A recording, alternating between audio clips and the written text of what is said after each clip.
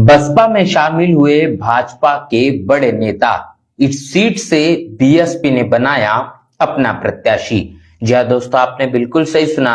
मैं हूं पराग मिंद्रा। आप देखना शुरू कर चुके हैं नेशनल चौपाल का ये फेसबुक लाइव। उन तमाम बड़ी खबरों को लेकर जिन्हें आप बहुजन समाचार के नाम से जानते हैं, उन्हें तमाम बहुजन समाचार को लेकर मैं आपके बीच हाजिर हो चुका हूं, जिनको इस देश का मनुवादी जातिवादी मीडिया आपके साथ साझा नहीं करता। आपको बता दें कि उत्तर प्रदेश की सियासत जिस तरीके से चल रही है और बहुजन समाज पार्टी अपने प्रत्याशियों को जिस तरीके से सियासी मैदान में उतारने का सिलसिला लगातार जारी रखे हुए है, आपको ये भी जानना होगा कि कैसे बहुजन समाज पार्टी जिस तरीके से सक्रियता दिखा रही है, सपा और भाजपा के लिए समय के साथ साथ मुश्किलें बढ़ चुकी है। मऊ के मधुबन में बहुजन समाज पार्टी ने एक विशाल कार्यकर्ता सम्मेलन रखा और इस कार्यकर्ता सम्मेलन में देखने को मिला कि जिन्होंने 17 साल तक भारतीय जनता पार्टी को सेवा देने का काम किया, भारतीय जनता पार्टी के बतौर नेता पर काम किया, लेकिन उसके बावजूद भी भारतीय जनता पार्टी के जरिए जो मान सम्मान मिलना चाहिए था वो चीजें देखने को नहीं मिली। और भरत भैया, जिनका नाम है, जो भाजपा के वरिष्ठ नेता है, उन्होंने भारतीय जनता पार्टी को छोड़ दिया है और बहुजन समाज पार्टी का दामन थाम लिया है। आज एक विशाल कार्यकर्ता सम्मेलन जो बहुजन समाज पार्टी के जरिए रखा गया था, इस विशाल कार्यकर्ता सम्मेलन में हजारों की भीड़ देखने को मिली, जिसके कारण उत्तर प्रदेश की सियासत किस तरीके से समय के साथ अब बदलते हुए नजर आ रही है, ये तस्वीरें आप देखकर अमूमन तौर पर इस बात का अंदाजा लगा सकते हैं। तो भरत भैया जो है वो मधुबन विधानसभा से बहुजन समाज पार्टी के प्रत्याशी घोषित किए गए हैं। रविवार को पांती रोड स्थित गांधी मैदान में बहुजन समाज पार्टी के जरिए कार्यकर्ता सम्मेलन, जहां पर बड़े पैमाने पर भरत भैया इनके समर्थक मौजूद रहे और औपचारिक रूप से उन्होंने पार्टी की सदस्यता भी ग्रहण कर ली है। तो ये बड़ी खबर है जो आपके साथ साझा कर रहे हैं कि उत्तर प्रदेश के मऊ मधुबन विधानसभा में बहुजन समाज पार्टी के प्रत्याशी को अब जिस तरीके से चुनावी मैदान में उतारने की तैयारी जारी है, तमाम तस्वीरें बताती है कि यहाँ पर जो चुनाव होगा वो चुनाव काफी ज्यादा कांटे की टक्कर वाला दिखाई देगा। इसी के साथ साथ आपको अगली खबर से रूबरू करते हैं। बहुजन समाज पार्टी के राज्यसभा सांसद इंजीनियर रामजी गौतम, इन्होंने इस मसले को लेकर अपनी प्रतिक्रिया साझा की है, जो कि उत्तर प्रदेश में इस वक्त सबसे ज्यादा चर्चाओं में है। नीट पेपर लीक आपने दिल्ली के जंतर मंतर पर देखा, इसके साथ साथ आप झारखंड में छात्रों का आंदोलन देख रहे हैं और उसी तरीके से खासतौर पर एससीपी और खासतौर पर यह भी समझना होगा कि एसएसपी, ये जो तमाम तरीके के एक्ट है जिसके जरिए जो योजनाएं लाई गई है, इन विशेष घटक योजनाओं के मुताबिक 4 जो मेडिकल कॉलेजेस उत्तर प्रदेश में बने थे, उन तमाम चारों मेडिकल कॉलेजेस के जो रिजर्वेशन को कम करने का काम भारतीय जनता पार्टी की सरकार के जरिए इस वक्त उत्तर प्रदेश में जारी है, जिसको लेकर इंजीनियर रामजी गौतम, बहुजन समाज पार्टी के सांसद, इन्होंने कहा है कि विशेष घटक योजना एससीपी, जिसे आमतौर पर अनुसूचित जाति उप योजना एससीएपी के नाम से जाना जाता है, छठी पंचवर्षीय योजना के दौरान 1979 में शुरू की गई और यह एक व्यापक योजना नियोजन रणनीति है। इसके तहत उत्तर प्रदेश में आदरणीय बहन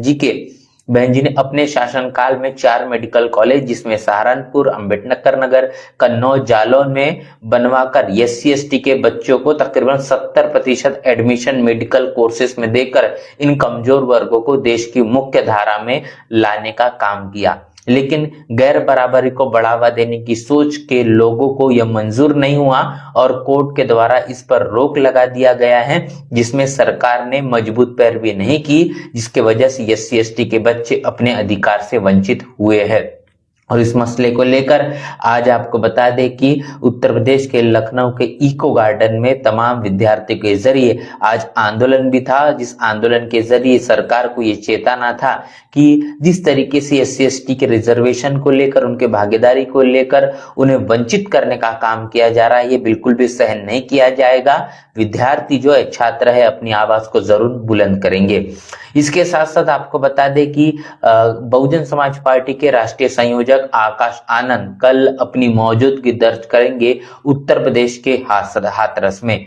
यूपी चुनाव 2027 के मद्देनजर रखते हुए बहुजन समाज पार्टी के राष्ट्रीय अध्यक्ष बहन मायावती के दिशा निर्देश पर आकाश आनंद अब जनता के बीच पहुंचकर उनकी तमाम समस्याओं से लेकर तो भारतीय जनता पार्टी और समाजवादी पार्टी की तमाम पोलों को खोलने का काम करेंगे। हाथरस उत्तर प्रदेश में कल आकाश आनंद की मौजूदगी देखने को मिलेगी। सादाबाद विधानसभा के प्रत्याशी डॉक्टर अविन शर्मा इनके चुनावी प्रचार या फिर ये कहेंगे कि शक्ति प्रदर्शन के तौर पर ये पहला कार्यक्रम बहुजन समाज पार्टी के राष्ट्रीय संयोजक आकाश आनंद इनके माध्यम से देखने को मिलेगा। सादाबाद में कार्यकर्ता को संबोधित करेंगे आकाश आनंद। 2027 विधानसभा चुनाव को लेकर बसपा की ये चुनावी आगाज है। कार्यक्रम को सफल बनाने के लिए कई दिनों से लगातार तैयारियां जारी है। बसपा ने सम्मेलन में हजारों कार्यकर्ताओं की भीड़ जुटाने का भी दावा किया है और कार्यक्रम में तकरीबन 20,000 कार्यकर्ताओं जुटाने की तैयारी है। सादाबाद सीट को लेकर सम्मेलन में चर्चा इस वक्त सबसे ज्यादा तेज है। आकाश आनंद के दौरे के दौरान सादाबाद प्रत्याशी की घोषणा की ये संभावना है और बसपा कार्यकर्ताओं ने आकाश आनंद के दौरे को लेकर एक बड़ा उत्साह दिखाया है। तो अब देखना ही होगा कि आकाश आनंद के जरिए कल क्या कुछ कहा जाता है। स्वामी प्रसाद मौर्य इनकी जरिए एक प्रतिक्रिया है जो खास तौर पर आपके साथ साझा करनी है। श्री राज्यपाल उत्तर प्रदेश को गोरखपुर विश्वविद्यालय और विश्वविद्यालय स्थित गर्ल्स हॉस्टल बॉयज हॉस्टल का भ्रष्टाचार दिखाई तो पड़ता है, किंतु नाक के नीचे लखनऊ में ही स्थित के केजीएमयू चिकित्सा विश्वविद्यालय के कुलपति का भ्रष्टाचार दिखाई नहीं पड़ता। जबकि कुलपति के खिलाफ दर्जनों भ्रष्टाचार के आरोप लगे हैं, फिर भी उनकी अनदेखी कर उसे भ्रष्ट कुलपति को दोबारा कुलपति की जिम्मेदारी देना यह प्रमाणित करता है कि राज्यपाल कुलाधिपति कार्यालय एवं स्व भ्रष्टाचार में काखंड डूबा है। इसलिए पैनल में अच्छे योग्य निर्वादित व ईमानदार अभ्यर्थियों के होने के बावजूद यह जिम्मेदारी किसी योग्य व ईमानदार अभ्यर्थी को नहीं दी गई है। जिस तरीके से भ्रष्टाचार का स्तर है इसका अनुमान आप नहीं लगा सकते। जहां पर उत्तर प्रदेश के गोरखपुर विश्वविद्यालय के गर्ल्स हॉस्टल बॉयज हॉस्टल का जो भ्रष्टाचार है वो देखने को मिलता है, लेकिन केजीएमएम के कुलपति के जरिए जिस तरीके से भ्रष्टाचार दिखाई दे रहा है ये बात राज्यपाल को नजर नहीं आती। इस बात को साझा करने का काम, इसका बड़ा खुलासा करने का काम स्वामी प्रसाद मौर्य इनके जरिए किया गया। इसके साथ साथ आपको बता दें कि पटना का एक सोशल मीडिया पर वीडियो वायरल काफी ज्यादा है। आपको बता दें कि एक बड़े नाले में पटना में तकरीबन 12 साल का जो बच्चा है खुले नाले में गिर गया और उसकी मौत हो गई। चप्पल बेचने वाले का ये बच्चा था, इसीलिए इस पूरे मामले को नजरअंदाज किया जा रहा है। परिवार काफी ज्यादा परेशान है। आप इस बात को समझने की भी कोशिश करें कि इस तरीके से हुई लापरवाही का जिम्मेदार आखिर कौन है और जो जिम्मेदार है क्या उसे सही तरीके से इस पूरे के पूरे मामले को लेकर न्यायिक तौर पर क्या इंसाफ मिलने का काम होगा। जो जिम्मेदार लोग हैं उन पर कड़ी कार्रवाई होगी या फिर नहीं, क्योंकि जो बच्चा है ये बच्चा गरीब तबके से ताल्लुकात रखता है। इसीलिए बड़ी फाइलों में इस मामले को क्या दफन करने का काम किया जाएगा, जैसे कि अमूमन तौर पर पूरे बिहार में देखने को मिलता है। बहुजन समाज पार्टी के उत्तर प्रदेश के प्रदेश अध्यक्ष विश्वनाथ पाल इनके जरिए 9 तारीख को मिर्जापुर मंडल के बैठक हुई और मिर्जापुर मंडल की बैठक में जनपद मिर्जापुर के रमाया गार्डन में पार्टी के सम्मानित पदाधिकारी के साथ ही आयोजित की गई थी। बैठक में सेक्टर एवं बूथ स्तर के संगठन को विस्तृत समीक्षा की गई तथा संगठन को अधिक मजबूत एवं सक्रिय बनाने के भी दिशा निर्देश दिए गए हैं। तो ऐसा कोई दिन नहीं बीतता जिस दिन बहुजन समाज पार्टी के उत्तर प्रदेश के प्रदेश अध्यक्ष विश्वनाथ पाल इनके संगठन समीक्षा की बैठकें की तस्वीरें आपको देखने को नहीं मिलती। इसके साथ साथ आपको बता दें कि मोहन भागवत इनके जरिए रिजर्वेशन आरक्षण को लेकर एक बड़ी बात कही गई है, जिसको लेकर प्रतिक्रियाओं का सिलसिला पूरे देश के अंदर जारी है। जहां पर प्रकाश आंबेडकर ने क्या कुछ कहा वो आपके साथ रूबरू करेंगे, लेकिन सबसे पहले इस बात को भी समझिए कि आरएसएस के सरसंघचालक प्रमुख मोहन भागवत ये कहते हैं कि जिन्हें आरक्षण का लाभ मिल चुका है ऐसे लाभार्थियों को आरक्षण छोड़ देना चाहिए।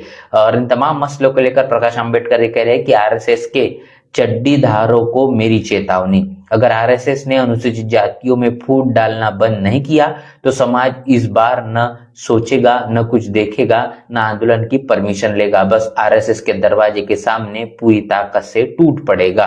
यहाँ तक कि पिछली बार जब नागपुर में आंदोलन किया था तो ऑफिस छोड़ के जाना पड़ा था और इस बार बंद ही करवा देंगे। वैसे भी पूरा संगठन अपंजीकृत है।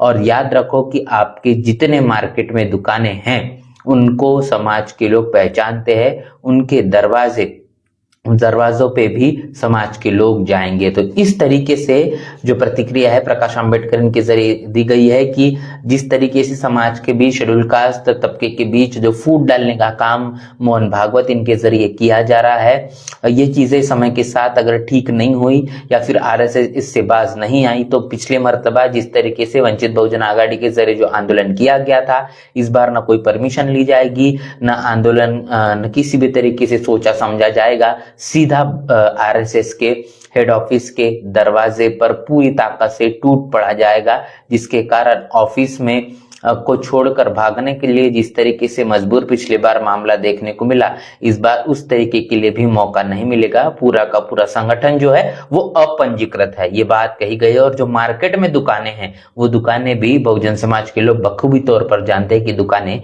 किसकी है। तो तमाम वो खबरें हैं जो खबरें आपके साथ साझा नहीं की जाती, जिन खबरों को लेकर हम हमेशा आपके साथ रूबरू होते हैं। इन तमाम खबरों पर आपकी क्या राय है, आपकी क्या प्रतिक्रिया है, लिखकर कमेंट बॉक्स में जरूर बताएं। बने नेशनल चौपाल के साथ मिलते हैं वीडियो में, तब तक के लिए जय भीम जय भारत।